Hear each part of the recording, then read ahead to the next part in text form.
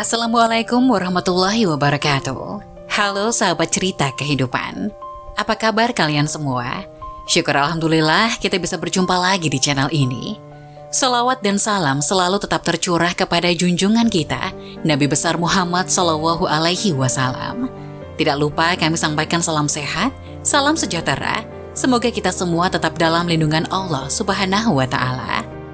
Seperti biasa, kita akan berbagi kisah dari yang unik, menarik, sampai bikin nangis. Semoga bermanfaat.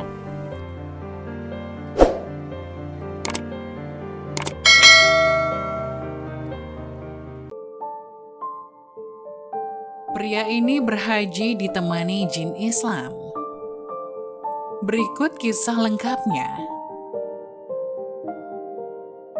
Kisah nyata ini datang dari seorang warga yang berasal dari Desa Rejosari, Kecamatan Sawahan, Kabupaten Madiun, Jawa Timur. Namanya Pak Dullah.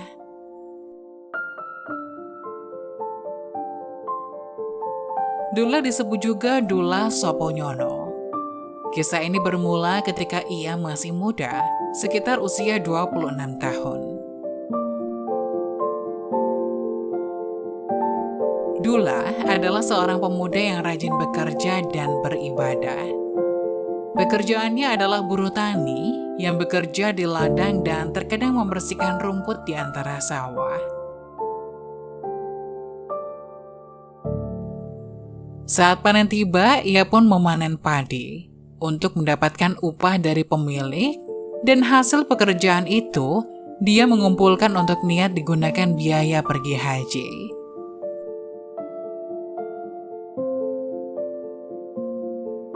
Kemudian dia mengembangkan hasil dari pekerjaan itu untuk membeli kambing dan mengembangkannya lagi untuk membeli kerbau dan seterusnya. Yang penting uang yang diperolehnya terutama untuk haji. Sedangkan untuk memenuhi kebutuhan sehari-hari, ia tak segan-segan bekerja sebagai buruh jaga desa atau ronda malam. Sedangkan untuk memenuhi kebutuhan sehari-hari, ia tak segan-segan bekerja sebagai buruh jaga desa atau ronda malam, menggantikan bekat orang lain dengan upah. Tentu saja, kebiasaannya ini adalah setelah sholat Isya.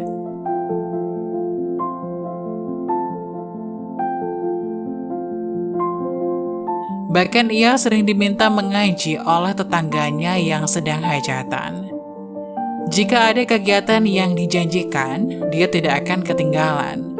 Begitu banyak orang di desanya memuji lurah, terlebih lagi ketika ada hari raya, dan Pak Mudin atau Pak Kiai tidak bisa hadir.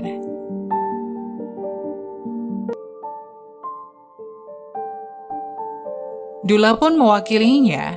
Di Desa Rejosari ada dua orang warga bernama Ibrahim dan Mail, yang dikenal sebagai orang terkaya di desa tersebut karena memiliki lahan yang luas dan hasil panen yang bervariasi. Hampir setiap tahun keduanya berziarah ke Mekah Al-Mukarramah dalam satu kesempatan, yaitu bertamu ke rumah saudaranya di Ngawi ketika usai sholat Isya. Beliau kedatangan tamu yang mengabarkan bahwa di kampungnya ada orang-orang yang membutuhkan tenaga kerja sebagai pembantu rumah tangga yang bisa membersihkan rumah. Dan jika ada waktu, mereka disuruh mengajarkan mengaji kepada anak-anaknya dan anak-anak tetangganya. Orang kaya itu bernama Zulkhair.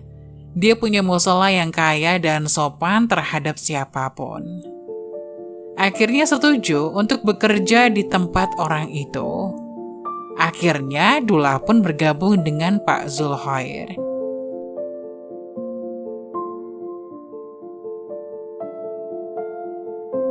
Selama 2 tahun, Dullah muda membantu Pak Zulkhair, seorang tuan tanah yang dekat dengan Dullah, bahkan menjadi keluarga Pak Zulkhair sendiri. Dia tidak membeda-bedakan keluarga lain. Pak Zulkhair juga sangat disiplin. Untuk mengkompensasi hal ini, Dullah muda juga aktif membantu pekerjaannya dan tidak pernah mengeluh dalam menjalankan tugasnya. Ia diajak ke Masjid Jami untuk sholat tahajud pada malam hari. Setelah sholat malam di Masjid Jami dan cukup wiritan, Dullah pun berdoa dengan sangat khusyuk, memohon kepada Allah agar cepat berangkat haji ke Mekah Al-Mukarramah dengan cara yang mudah. Di serambi depan, sambil duduk di serambi masjid, nahkoda seakan mendengar doa sang Dullah. Nahkoda lalu bertanya kepada Abdullah, "Kang Dullah, apakah benar Anda berniat pergi haji?" Lalu Dullah menjawab, "Bersedia jika saya bisa." Lalu Kapten Zulkhair mengatakan itu adalah masalah yang sangat serius. Gampang aja, gak usah dipikirin susah. Asalkan Kang Dullah mau ikutin jalanku. Insya Allah Kang Dullah berhaji bareng aku. Hati Dullah terperanjat. Tidak main-main dengan kata-kata itu. Dullah lalu berterima kasih kepada juragannya. Juragan melanjutkan percakapannya seperti ini. "Padahal selama Kang Dullah bersama saya, atau saya tidak pernah sholat Jumat di Masjid Jami ini? Tidak masuk akal ya, juragan?" Zulkhair melanjutkan pembicaraannya. "Ada syarat yang perlu diperhatikan oleh Kang Dullah, yaitu pertama, kamu tidak boleh memberitahu siapapun sebelum tiba di Masjid Nabawi. Kedua, kamu harus menutup mata saat aku menggendong, dan setelah aku memberi isyarat, baru kamu bisa membuka matamu." Bagaimana Kang Dullah kamu bisa memenuhi syarat itu? Ingat ya, jika Anda melanggarnya Anda akan jatuh ke laut. Pahamkah Kang Dullah? Jika memahami apa yang disampaikan oleh juragan Zulkhair, meski terdengar tidak masuk akal pada malam berikutnya. Dullah diminta untuk pergi ke Mekah Al-Mukarramah. Terlebih dahulu diminta untuk digendong di punggung juragan sesuai dengan rambu-rambu yang telah dijanjikan. Tidak lama kemudian, Dullah mendengar azan yang tidak lama kemudian, nahkoda Zulkhair memberikan aba-aba, dan Dullah diperbolehkan membuka mata lebar-lebar. Matanya kaget, ternyata Dullah dan anak buahnya juragan sudah sampai di Masjid Nabawi Madinah. Subhanallah, dengan berlinang air mata, kata Dullah.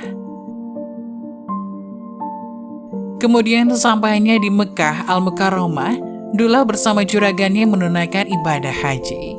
Nah, ketika Dullah dan juragan ini lempar jumroh, mereka berdua bertemu dengan tetangga Dullah yang berada di desa yang kaya seperti yang disebutkan tadi, yaitu Ibrahim dan Ma'il. Dan mereka pun sempat berbincang. Dullah dan bosnya langsung pulang ke tanah air dengan cara yang sama seperti saat berangkat. Seminggu setelah itu, juragan mengabari Dullah akan dibawa pulang ke kampung halamannya di desa Rajasari Madiun dan tidak ketinggalan oleh-oleh khas Arab Saudi bawaannya. Juragan Zulkhair mengantarkan Dullah ke rumahnya setelah bertemu kerabat juragan. Ia bergegas pulang. Tentunya seluruh kerabat dan tetangga Dullah heran setengah tidak percaya bahwa Dullah yang pekerjaannya hanya buruh itu bisa berangkat haji. Bahkan seminggu setelah itu, Ibrahim dan Ma'il tetangganya dari desanya baru saja pulang dari haji.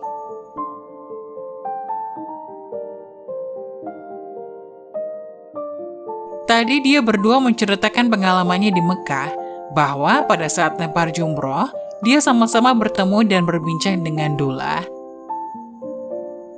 Bahkan sempat bersalaman dan bertukar pengalaman dengan kedatangan Ibrahim dan surat bahwa keluarga dan tetangganya hanya percaya bahwa Dullah baru saja pergi haji.